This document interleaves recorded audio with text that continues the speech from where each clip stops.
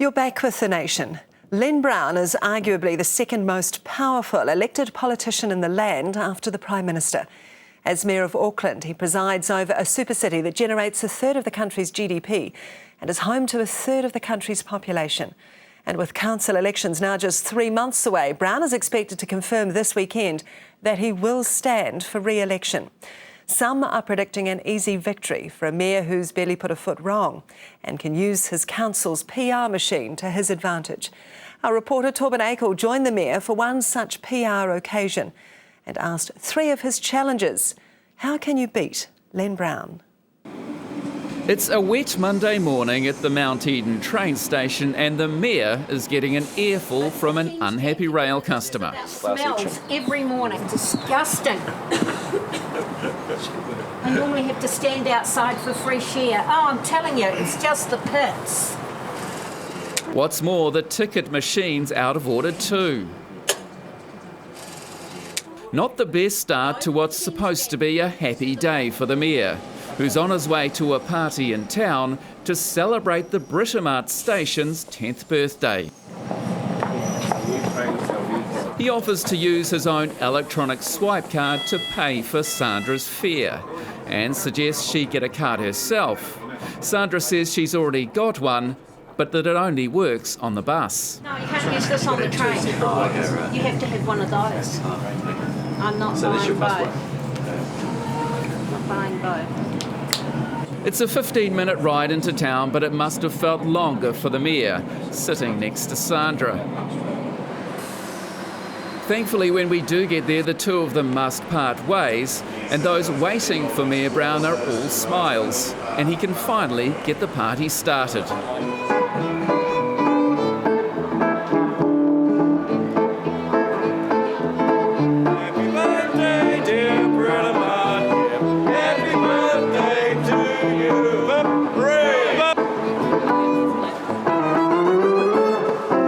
Less than a fortnight after the Prime Minister announced that central government had decided to help fund the Auckland City Rail Link, Len Brown's pet project, which is essentially a subway that'll run through the wall behind me, then uptown and back towards Mount Eden, where we boarded the train this morning. A $2.8 billion joint business plan with a dead rat attached, namely a construction start date in 2020, 4 years after Brown's preferred start in 2016. Unless, that is, he can quickly boost rail patronage when, for the past year, no monthly target's been met. And while we were there filming came another reminder of why that may be the case. This is due to working downtrend and not habits. Brown's hoping the rollout of electric trains from next year will help address such issues. For now, though, he says he's delighted that the government's got behind the City Rail Link, which was one of his key promises in 2010. So you got flowers and cakes, so it's just... No doubt helpful now that he's running for re-election, though he insists the timing of the announcement was purely coincidental. No discussions with the Prime Minister's office? Look, I mean, there have been discussions really for the last 3 years, and the Prime Minister and the Cabinet decided that the timing was appropriate now. Now, some are claiming that you're a shoo-in for re-election. What do you think of that? There are no shoo-ins in politics. I take nothing for granted in the tasks that I see in the next 3 months, and then with the community support into the 3 years ahead.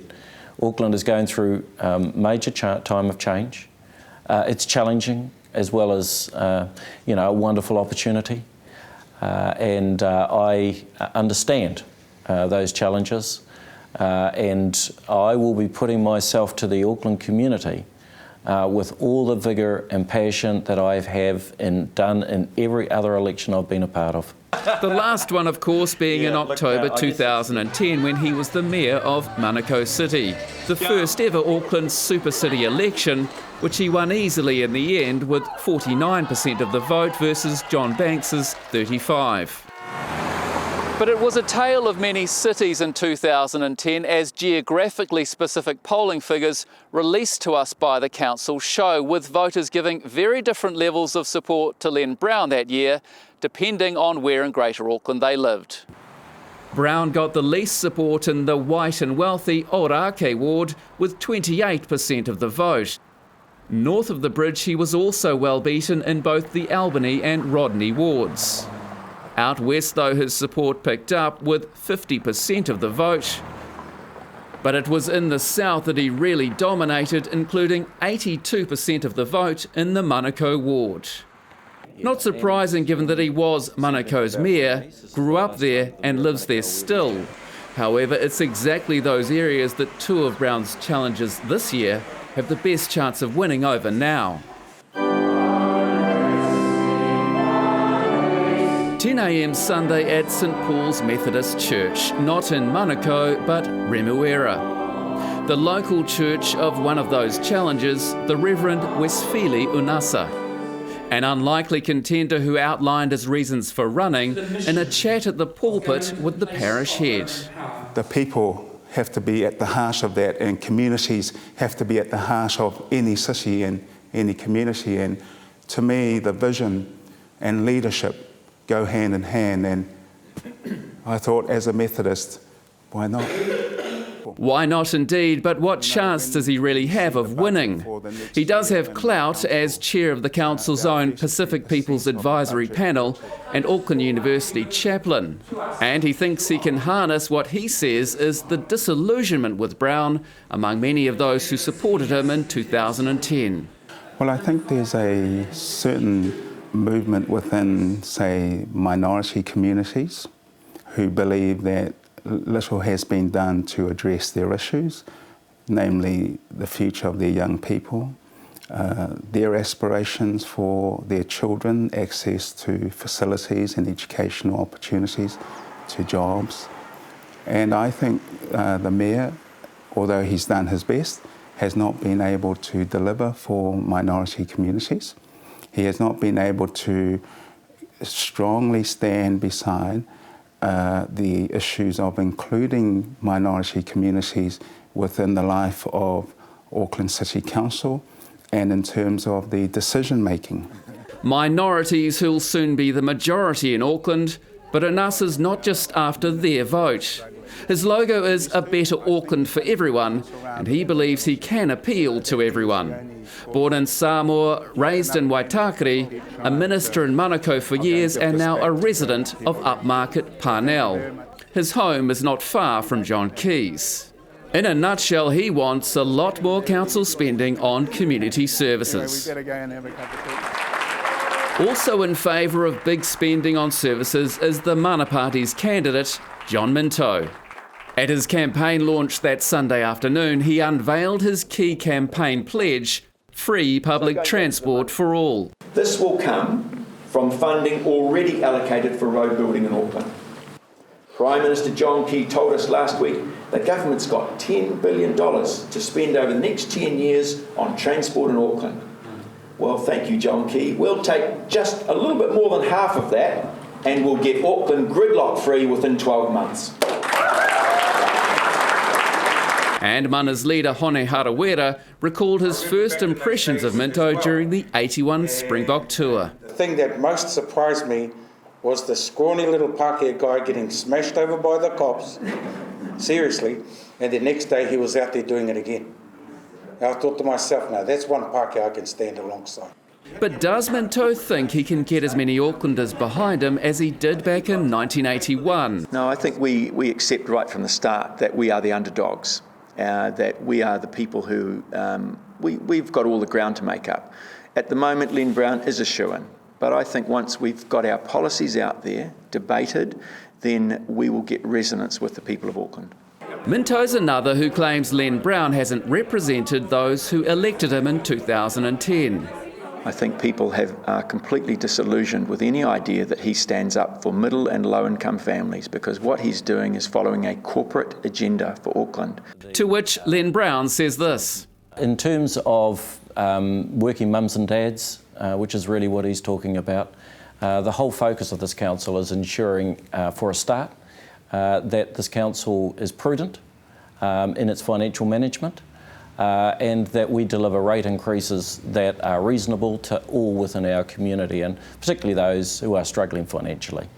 But Minto says Brown's support for the Sky City Convention Centre illustrates how he's been captured by the corporates. We should never accept more pokies in Auckland. I've campaigned for a long time, Mana's campaigned against pokies, because 50% of the income from pokies comes from problem gamblers. That's an appalling way to set up a convention centre. And just the day before we filmed this, Hone Harawera said this on The Nation about the Sky City Convention Centre deal. If I had the power to throw it out, I'd throw it out. And if Sky City said, well, we're going to court, we'd say, well, you go to bloody court, mate, we'll just change the law. And yet, curiously enough, that very same night he stayed at the Sky City Hotel, as he has done on at least 2 other occasions in the last 3 months. Do you think that's a little bit hypocritical? Yeah, well, we're looking for apartments all of the time, but at the moment, it's the best place to stay if you want people to find you. But you are giving money to Sky City by staying there. Yeah, but it's just a point of convenience. I mean, you have to stay somewhere in some hotel. Every hotel is owned by a big corporate chain or other. Yeah, but not a corporate chain that owns Sky City Casino. Fair enough. I think it's a fair enough comment. I'll have a word with them about that.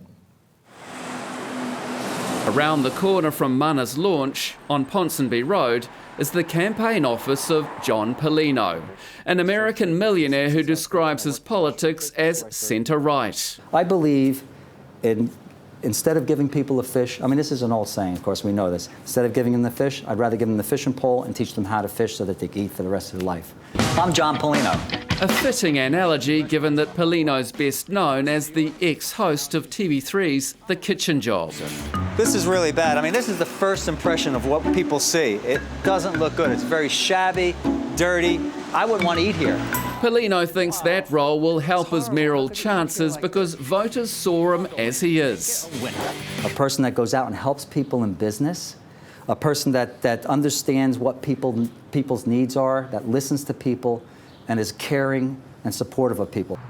He opposes the unitary plan and supports the partial sale of council assets like the port in order to pay for roads and rail and the creation of a second CBD in Manukau. We have people down south that are out of jobs and can't work and they feel they're being neglected. We have people up north and in these areas that feel that this intensification in the unitary plan is actually going to change their way of life and they don't really want that. So there's been quite a bit of an uproar and with the people. And the people nowadays are saying anybody but Len. Or the people he's listening to at least. Because The Nation understands 2 separate polls earlier this year found support for Brown sitting around the level he got in 2010. We're told it's one reason National MP Maurice Williamson decided not to run against him.